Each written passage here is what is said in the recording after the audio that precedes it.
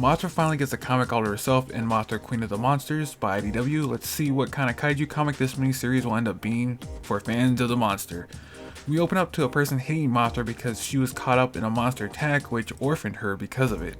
But that wasn't the only thing. She lost to the ant monster which took over the area and made it hard for anything to live. Mothra was always given the title Queen of the Monsters, but she lost, and what kind of queen is that? Losing a fight to an ant. 15 years later, that same girl is living in the monster infested zone. We see that she's trying to survive, but it's hard with little food and kaiju ants everywhere she goes. She visits the corpse of Mothra, saying everything is dead because of her, as we see a figure watching the girl from a distance. The figure is Emmy, Mira's twin, and she came looking for her, but everything is happening way too fast and Emmy tells her to sit down while they explain it better than she could ever do it, and they appear while Mira freaks out to Mothra's priestesses. The priestesses say that Antra, who is defender of Earth, attacked Mothra, but when Mothra dies, she usually leaves an egg to start the cycle all over again, but it didn't happen this time, and Earth is dying. Emmy thought Mira was dead all these years until she saw her in a vision alive. The priestesses tell Mira that she has the same power as her sister so they can complete the song and bring Mothra back, but Mira doesn't really want anything to do with Mothra right now.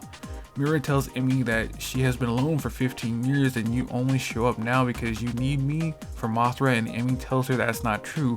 Even if she couldn't help, she would have still searched for her. Emmy says that remember when they were little and she would protect Mira? She'll do it again, but Mira says that's not exactly what she meant. Emmy says that she needs her help because people and animals will starve to death if they don't bring Mothra back. As she pleads, a kaiju is behind them. Mira tells Emmy that they need to leave, but Emmy says they need the priestesses, so Mira tells her to hide while she gets them. After being chased through the streets and losing to the ant monster, Mira thought it was a drone, but it was something else. And the priestesses say that with Mothra gone, the other monsters are waking up. Mira asks what does she need to do, and Emmy says dinosaur time, as Mira is in awe that they're gonna go back in time to get an egg.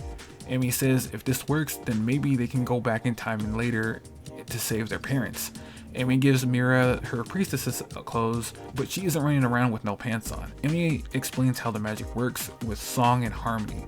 After learning the song, Emmy and Mira open a portal back in time with the mission to find a Mothra egg. As the comic ends, the handmaidens of Antra appear and are seemingly working together with the priestesses to help revive Mothra.